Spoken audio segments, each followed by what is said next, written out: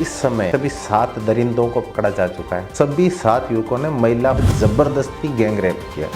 नमस्कार साथियों, आप सभी का बहुत स्वागत है। मैं हूं डॉक्टर महावीर जाखड़ और आप देख रहे हैं डॉक्टर एम हॉक। दोस्तों, आज जिस विषय के बारे में हम बात करेंगे वो बहुत ही शर्मनाक वाकया है। एक भारतीय नागरिक के तौर पर, एक पुरुष के तौर पर, एक समृद्ध संस्कृति से संबंध रखने वाले के तौर पर और एक ऐसे देश के निवासी के तौर पर जिसका मूल मंत्र ही अतिथि देवो भव है। हम सभी को ये बात समझनी होगी, औरत भोग की वस्तु नहीं है, अपितु सम्मान और आदर की प्रतिभूति है। साथियों, आज जिस टॉपिक के बारे में हम बात करेंगे वो विषय है स्पेनिश महिला बाइक राइडर के साथ हुए गैंग रेप के बारे में। दोस्तों, बीते फ्राइडे को एक स्पेनिश महिला अपने पति के साथ बाइक से वर्ल्ड टूर पर निकली थी। वो कई देश घूमते हुए अंततः महिला भारत आई। उस महिला का नाम फर्नांडा है और वो एक इंस्टाग्राम इन्फ्लुएंसर है। वो घूमते हुए पूरी दुनिया में घूमते हुए अपने वीडियो बनाकर इंस्टाग्राम पर अपलोड करती है और फर्नांडा के इंस्टाग्राम पर 8 लाख से अधिक फॉलोअर, जिसमें से कई इंडियन लोग भी हैं। दोस्तों, ये कपल कई देशों से बाइक की यात्रा करके पाकिस्तान, बांग्लादेश होते हुए इंडिया से नेपाल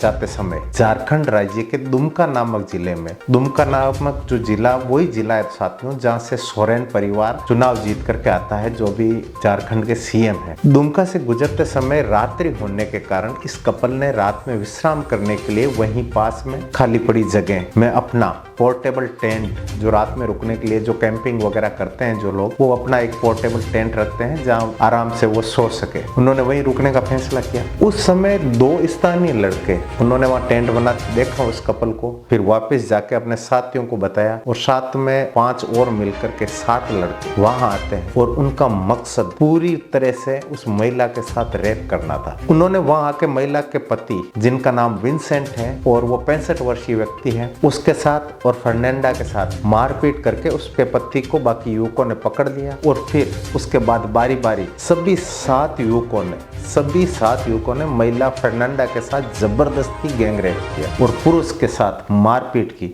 वहां से उसके बाद में वो भाग गए। साथियों, ये देखो, उसके बाद में महिला बड़ी मुश्किल से खुद बाइक लेके पहले हॉस्पिटल पहुंची, उसके बाद थाने गई और अपनी रिपोर्ट दर्ज करवाई। साथ ही हुई घटना की उसने इसके बारे में पुलिस को और अधिकारियों को जानकारी दी। उनके पति विंसेंट ने और उस अपनी ये जो आप बीती है उन्होंने इंस्टाग्राम पर शेयर। तो उनके जो भारतीय फॉलोवर थे, फर्नांडा को जो फॉलो करते थे, उन्होंने इस बात को ट्विटर एवं अन्य सोशल मीडिया पर शेयर किया। जल्दी ये घटना ट्रेंड करने लगी, लोगों की प्रतिक्रियाएं आने लगी। पुलिस ने तत्परता दिखाते हुए 3 युवकों को गिरफ्तार किया। अब भी इस समय जब हम वीडियो बना रहे हैं सभी 7 दरिंदों को पकड़ा जा चुका है। साथियों, विदेश से आने वाले लोग भारत में सेक्सुअल हैरेसमेंट के शिकार होते हैं और उनकी बात है सभी तक, जो उनकी बात है वो सभी तक पहुंच नहीं पाती, क्योंकि सारे सोशल मीडिया इन्फ्लुएंसर नहीं होते और उनके साथ हुई घटना सामने नहीं आ पाती। विदेशों से आने वाले पर्यटक किसी टैक्सी वाले से, किसी गाइड के द्वारा, किसी शॉप के मालिक के द्वारा जबरदस्ती बार बार उनसे अमुक होटल में रुकने के लिए, किसी टैक्सी में बैठने के लिए, किसी दुकान से कोई सामान खरीदने के लिए उनसे जबरदस्ती की जाती है, अथवा किसी दुकानदार द्वारा किसी वस्तु का जरूरत से ज्यादा कीमत का लेना हो। साथियों, हम सबका ये कर्तव्य है कि अगर किसी विदेशी सैलानी के साथ कोई बुरा बर्ताव होता है तो उसकी नजर में पूरे भारत के लिए घृणा का नजरिया बन जाएगा। वे अपने जान पहचान के लोगों को भारत के बारे में यही राय बताएगा। जहां मोदी जी इस देश में G20 जैसा ग्रैंड आयोजन करवा रहे हैं और भारत के प्रत्येक शहर में उन्होंने G20 की बैठक करवाई, ताकि ऐसी जगह जो विदेशी पर्यटकों के लिए मतलब अनजानी है, उसको एक्सप्लोर करने के लिए, उनको लोगों के सामने एक्सपोज करने के लिए हर जगह मीटिंग को रखा, कश्मीर से लेकर के अन्य से जगहों तक, और ताकि विदेशी पर्यटक ज्यादा से ज्यादा आए और स्थानीय लोगों को उससे रोजगार मिले और अर्थव्यवस्था में सुधार, भारत पर्यटन को बढ़ावा मिले। इसके लिए बहुत सारे प्रयास कर रहे हैं। तो दूसरी ओर ऐसी घटनाओं के कारण देश शर्मसार हो रहा है। दोस्तों, पिछले कुछ समय पहले एक, आपको याद होगा, एक कोरियन सोशल मीडिया ब्लॉगर थी, उसके साथ भी इसी तरह का वाकया पेश आया। जब उसके साथ एक युवक जबरदस्ती उसको छूने पकड़ने का था, वो भी मुद्दा बहुत सुर्खियों में रहा। खैर, फर्नांडा और उसके ब्राजीलियन पति विंसेंट के साथ बर्बरता करने वाले पकड़े गए और इस वाकये के सामने आने के कारण पूरी दुनिया में भारत का नाम नाम खराब हुआ तथा विदेशी न्यूज चैनलों ने भी इस खबर को प्रमुखता से दिखाया, जिससे भारत की छवि को नुकसान पहुंचा है। इसके साथ ही इस महिला और उसके पति को उनको सुनना बहुत आवश्यक। दोस्तों, इतना कुछ झेलने के बाद में, इतना कष्ट, दर्द, 7 लोगों के द्वारा रेप करने के बाद में भी इस महिला ने जो बात कही है वो आपको सुननी चाहिए। इस महिला ने एवं इसके पति ने भारत और भारतीय लोगों के बारे में जो कहा वो वाकई काबिले तारीफ। उन्होंने अपने बयान, इंस्टाग्राम वीडियो में उन्हीं के शब्दों में मैं आपको उन्हीं के शब्दों को मैं कोट करते हुए मैं बता रहा हूँ। उन्होंने कहा, अब हम बेहतर हैं और जिंदा हैं।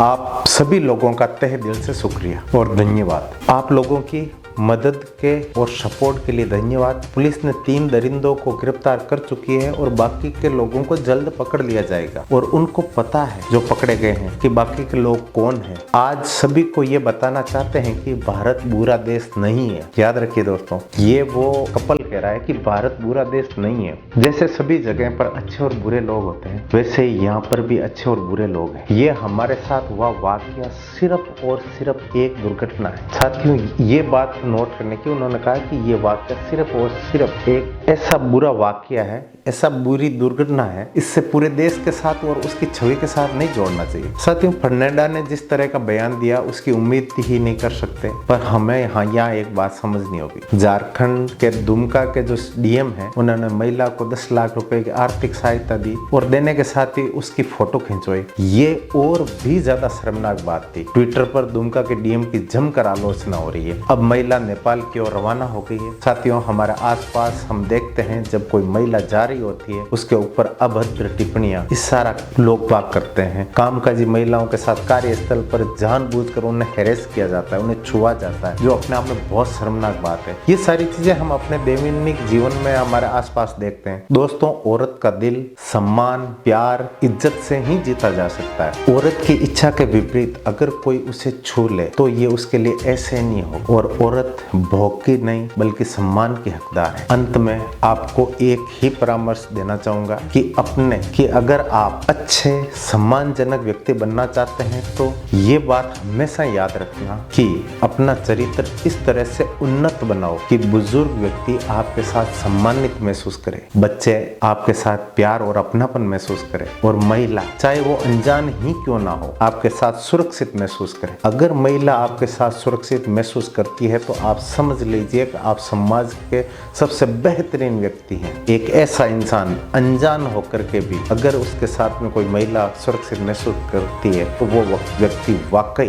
अपने चरित्र से बहुत उन्नत है। ये 3 चीजें अगर आप अपने व्यक्तित्व में समाहित कर लेते हैं तो मैं दावे के साथ कह सकता हूँ आप समाज के सबसे बेहतरीन इंसानों में से एक हैं। आज के लिए इतना ही काफी। आप सभी का बहुत बहुत धन्यवाद। नमस्कार।